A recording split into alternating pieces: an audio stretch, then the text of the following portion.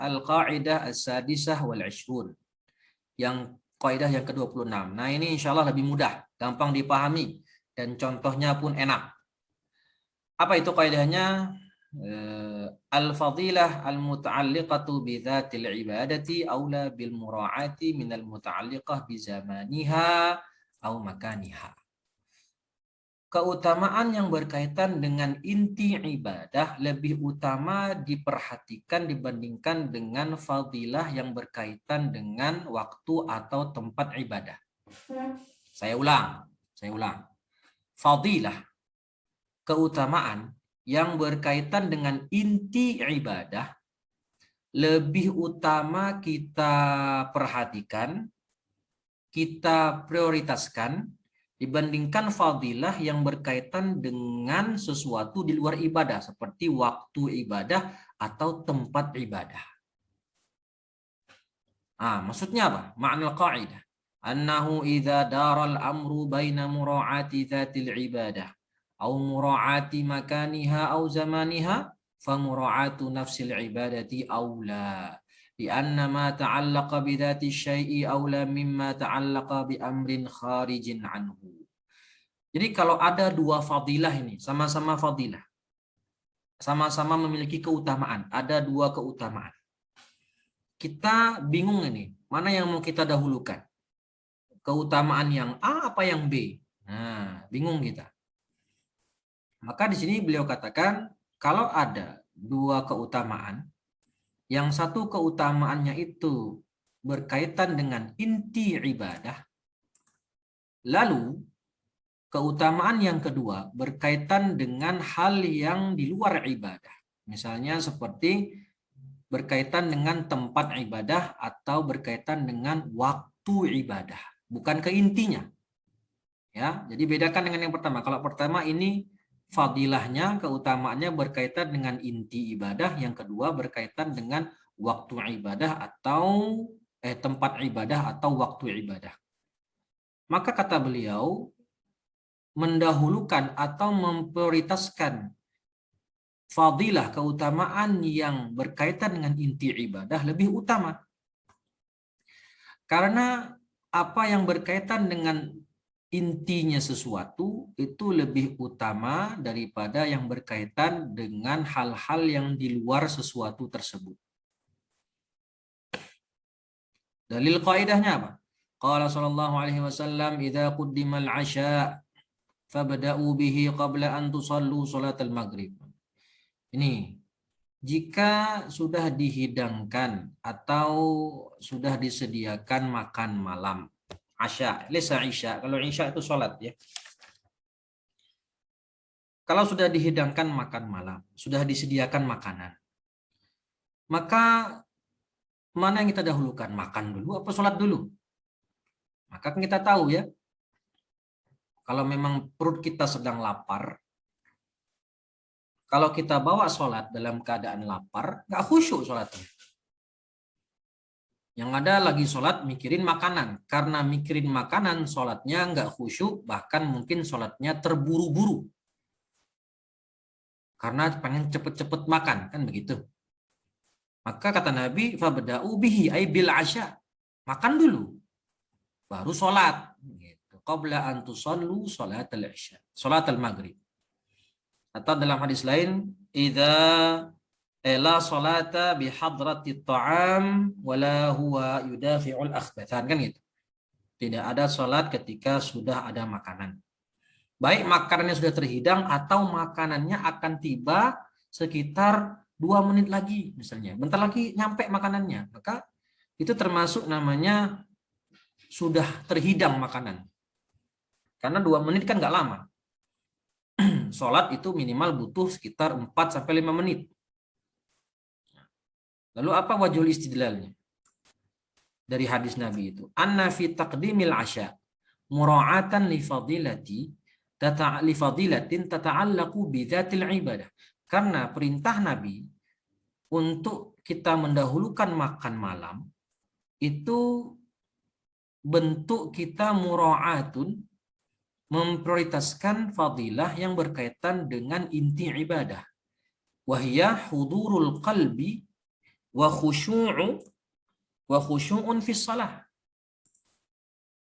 Karena kalau kita tadi makan dulu, meskipun kita makan dan nanti kelewatan fadilah di awal sholat, fadilah di awal sholat, bahkan kelewatan jamaah misalnya karena kita makan dulu karena kita udah lapar banget nih, ya maka itu lebih utama, tidak masalah, daripada kita sholat dalam keadaan perut keroncongan yang ada otak kita mikirin makanan, nggak khusyuk. Faru'iyat wa quddimat ala fadilati fi'li as-salati fi awalil waqti. Maka karena dia keutamaan yang berkaitan dengan inti ibadah tentu lebih diutamakan, lebih didahulukan daripada keutamaan perbuatan sholat di awal waktu. Ya, perbuatan sholat di awal waktu. Meskipun nanti dia sholat sudah masuk waktu ikhtiar. Itu kalau dalam fikih ya. Jadi sholat itu ada namanya awal waktu, itu waktu fadilah, ada waktu ikhtiar, ada waktu jawas bila karohah, ada waktu jawas bi karohah, ada waktu tahrim, ada waktu uzur, ada waktu darurat. Nah, itu di fikih pembahasan. Jadi meskipun dia terlewat sholat di awal waktu, tapi dia nanti sholat dalam keadaan perutnya kenyang, maka dia bisa khusyuk dalam sholat. Maka diutamakan. Daripada dia hanya sekedar mengejar jamaah, tapi ketika dia sholat dalam jamaah tadi, sholatnya nggak khusyuk, perut keroncongan. Dan hadis yang kedua, qauluhu sallallahu alaihi wasallam, sholatul mar'i fi baitihi afdal min sholatihi fi masjidi hadha illal maktubah. Sholat seseorang tentunya di sini adalah sholat nafilah ya, karena di beliau dikatakan illal maktubah di sini. Sholat seseorang artinya sholat sunnah yang dilakukan seseorang di rumahnya itu lebih utama daripada dia sholat sunnah di masjidku ini, di Masjid Nabawi. Kecuali sholat yang sifatnya fardu ain, sholat maktubah 5 waktu. Kenapa? Ya. Lianna sholatan nafl fil bait kana ab'adu 'anir riya. Karena sholat sunnah seseorang di rumahnya itu tentu lebih aman dari riya. Lebih aman dari terkena penyakit riya. Dan ini fadilatun tata'allaqu bidatil ibadah. Dan jauhnya dia dari atau lebih amannya dia dari perbuatan riya, tentu ini berkaitan dengan atau fadilah yang berkaitan dengan inti ibadah, sholatnya itu.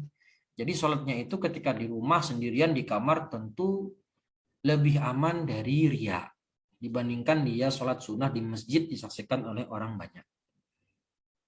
Baik, ya maka lebih didahulukan fadilah yang berkaitan dengan inti sholat. Artinya tentu lebih afdal bagi dia sholat di rumah, sholat sunnah sendirian di rumah daripada sholat sunnah di masjid. Karena nanti akan kelihatan banyak orang, maka dikhawatirkan akan timbul riya. Karena kalau timbul riya, maka sholatnya tidak bernilai pahala di sisi Allah Azza wa Jalla. Meskipun masjid tadi tempat paling barokah, tentu kalau dilihat dari sisi tempat, masjid lebih berkah. Aktsaru barokah kan, masjid lebih banyak kemuliaannya, banyak keberkahannya dibandingkan rumah. Itu fadilah berkaitan dengan tempat ibadah. Sedangkan sholat di rumah supaya terhindar dari riya itu fadilah berkaitan dengan inti ibadah supaya sholat kita nggak rusak pahalanya, maka tentu didahulukan. Naam, gampang insyaallah. Contohnya min tatbiqatil qaidah. Lau tayaqqan. Nah, saya garis bawahi di sini. Lau tayaqqan. Ya, jika seseorang yakin faqidul ma hudurahu akhiral waqt. Fatakhirus salati li ta'diyatiha bil wudu afdal min adaiha awwalul waqti bitayammum. Kalau seseorang yakin, misalnya saya yakin kalau nanti misalnya anggaplah zuhur ya, zuhur itu sekarang azan zuhur jam 11:30, azan zuhur di Klaten. Tempat saya Klaten itu jam 11:30 sudah azan zuhur. lalu nanti azan asar jam 2:30 sudah azan asar. Nah, ketika awal waktu zuhur tiba, jam 11:30, saya tidak menemukan air. Nah, tapi saya yakin, tayakan, yakin, kalau nanti, karena misalnya nih jam 11:30, langit sudah mendung, sudah mulai menunjukkan tanda-tanda mendung. Dan saya yakin nanti ini hujan bergede ini, saya sudah yakin betul nanti bakal hujan besar. Misalnya, atau apapun lah bentuk airnya tadi. Pokoknya saya yakin nanti akan ada air di akhir waktu. Sekitar jam 2:15 nanti ada air. Yakin saya. Maka saya dahulukan yang mana? Lebih baik saya sholat di awal waktu tapi dengan tayamum, atau saya sholat di akhir waktu tapi dengan wudhu. Mana yang afdal? Ya tentu yang afdal kita atau saya mengakhirkan sholat di akhir waktu tapi dengan berwudhu. Kenapa? Karena wudhu itu adalah toharoh yang paling afdal. Dan inilah toharoh asliyah. Sedangkan tayamum itu toharoh badaliyah. Toharoh pengganti. Maka ibadah saya, meskipun di akhir waktu, tapi saya lakukan dengan berwudhu, lebih afdal daripada saya sholat di awal waktu, tapi saya sholat dengan tayamum. Karena kalau saya sholat dengan tayamum di awal waktu, saya mendapatkan fadilah waktu, yaitu sholat di awal waktu, waktu yang saya dapat. Fadilah keutamaan sholat di awal waktu. Tapi kalau saya akhirkan sholat, saya dapat fadilah sholat saya itu dikerjakan dengan keadaan yang paling sempurna, yaitu apa? Dengan berwudu. Tentu lebih bagus orang sholat dengan berwudu daripada orang yang sholat dengan tayamum. Karena itu berkaitan langsung dengan intinya sholat. Wa mithluhu ta'khirus shalah an awali waqtiha fi haqqi man yaghlibuhu aw yaghlubuhu nu'as. Begitu pula ada orang tiba waktu sholat tapi ngantuknya luar biasa. Ya, ada orang mau sholat, tiba waktu sholat tapi ngantuknya luar biasa. Misalnya nih, ya bapak-bapak yang kerja, tiba di rumah kerja dari pagi jam 7, jam 7:30 ngantor, pulangnya jam 5 lewat. Ya, udah gitu dari tempat kantor yang di Jakarta nih misalnya nih, ya naik mobil macet-macetan, tiba di rumah azan maghrib. Nyampe rumah 6:30 misalnya, masih ada waktu maghrib. Dia sholat maghrib dulu, habis sholat maghrib dia capek banget. Capek banget, udah ngantuk luar biasa. Azan Isya, masuk azan Isya. Ya, masuk azan Isya. Maka apa yang dilakukan? Tidur dulu apa sholat dulu? Dalam keadaan udah ngantuk berat. Maka saat itu tidur dulu. Ya, dianjurkan tidur dulu. Kenapa? Karena kalaupun dia paksakan sholat di awal waktu, dia sholat dalam keadaan otaknya udah nggak konsen. Ngantuk kok, ngantuk berat. Ya, jadi dia sholat pengen cepat-cepat selesai karena pengen segera tidur. Ya tentu jelek kayak gitu kan. Banyak hal-hal yang terlewat nanti. Mungkin tidak tumakninah atau mungkin bacaan yang lantur karena kondisinya sudah sangat ngantuk. Maka afdal bagi dia tidur dulu. Ya, tidur dulu, nanti misalnya pasang alarm bangun jam 12 atau jam 1 malam. Ya, atau jam 11 misalnya. Bangun dia jam 11 dalam keadaan sudah sangat seger. Sudah seger lagi, nggak ngantuk lagi. Maka dia sholat di waktu tersebut, di jam 11 tadi, dalam keadaan kesadarannya sudah kembali prima, sudah kembali nggak ngantuk, maka dia bisa sholat dalam keadaan khusyuk, tidak terburu-buru. Nah, begitu pula juga orang yang tadi yashtahi at-ta'am. Dia kelaparan, maka makan dulu. Meskipun nanti dia kehilangan fadilah jamaah atau fadilah sholat di awal waktu, nggak masalah. Karena kondisinya sangat lapar. Atau orang yang dalam keadaan menahan buang air besar atau buang air kecil. Sudah masuk waktu sholat, tapi kondisinya dalam keadaan ingin BAB misalnya. Udah BAB dulu. Karena hadisnya la salata bihadrati ta'amin wala huwa yudafi'ul akhbathan. Karena salat, bahkan salat dalam keadaan menahan ingin BAB atau BAK makruh. Ya, itu akan membuat otak dia itu nggak konsen lagi salat itu. Hanya sekedar salat gitu aja. Ya. Karena dia sudah lagi nahan perutnya itu pengen buang air besar.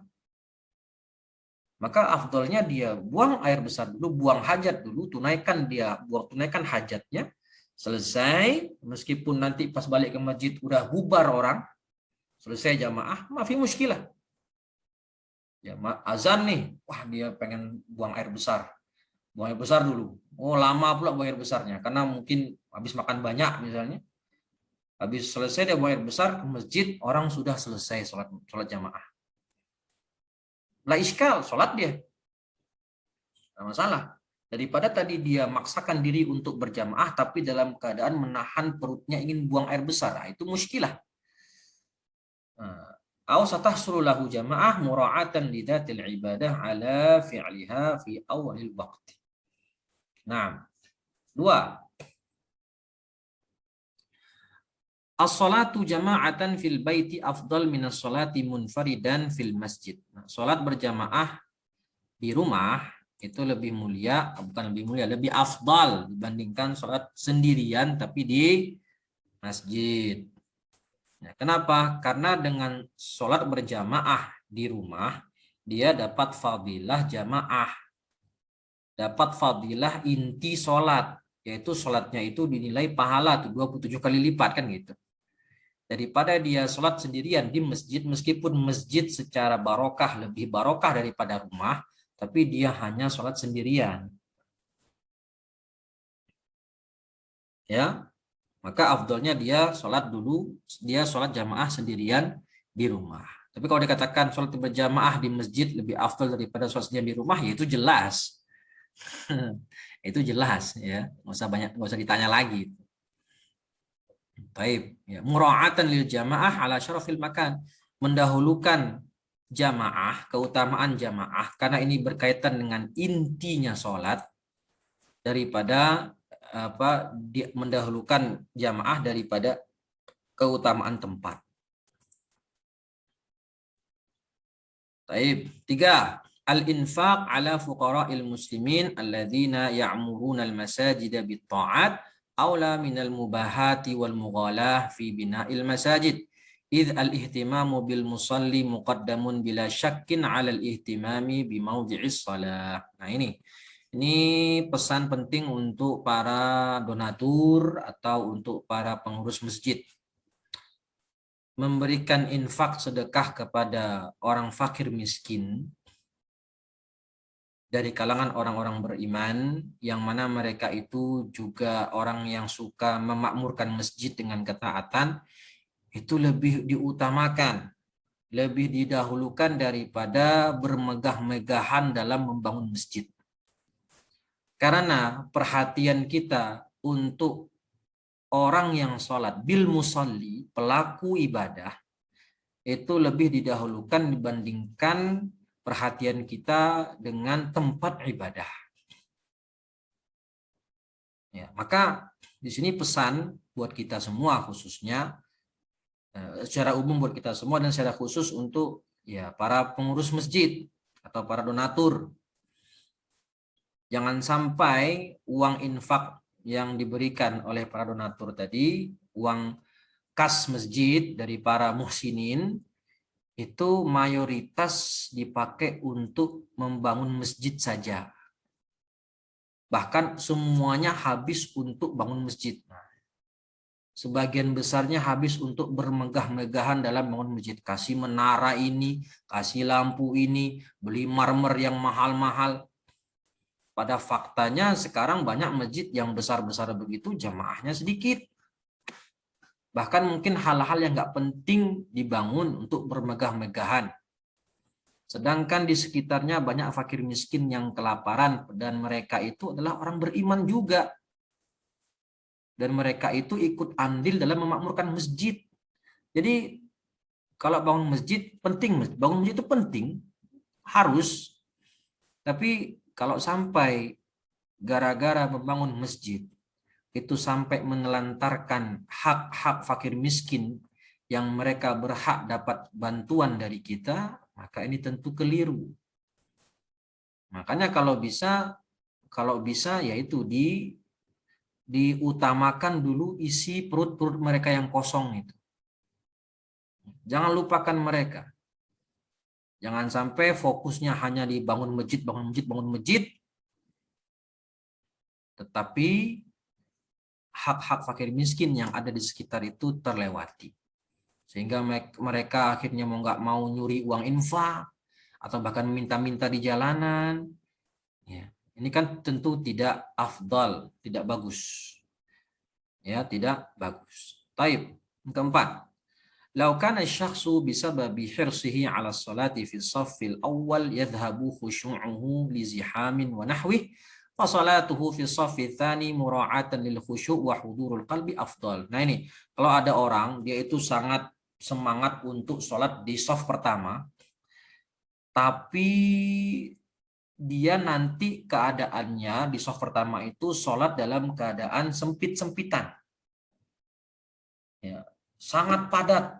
Jadi dia tuh pengen banget sholat di shaf pertama, karena dia tahu bahwasannya shaf pertama itu lebih utama tentunya. Tapi ketika dia masuk ke shaf pertama, dia sholat dalam keadaan sempit-sempitan. Ya, nggak bisa gerak.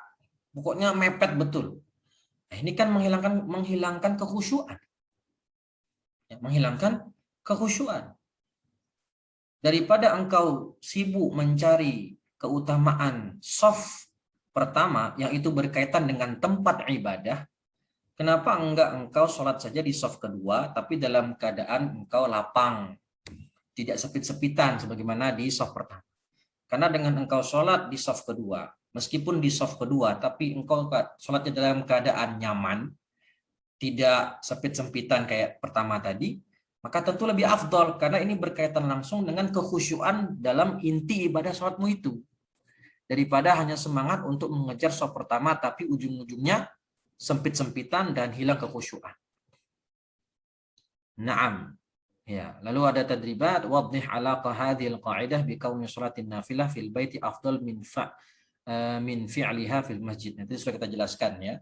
Kita sudah jelaskan kaitan kaidah ini dengan perilaku kenapa kok sholat nafilah di rumah lebih afdal dibandingkan sholat nafilah di masjid. Karena sholat nafilah di rumah itu lebih aman dari riya dan itu berkaitan dengan inti ibadah. Sehingga pahala ibadah kita tidak berkurang atau tidak terhapus oleh Allah. Sedangkan di masjid, meskipun masjid itu tempatnya aktsaru barokah, lebih berkah dibandingkan rumah, tapi itu berkaitan dengan tempat, bukan berkaitan dengan inti ibadah. Maka kaidahnya dahulukanlah fadilah yang berkaitan dengan inti ibadah dibandingkan dengan fadilah yang berkaitan dengan hal-hal yang di luar inti ibadah, baik secara tempat maupun secara waktu. Wallahu ta'ala wa a'lam.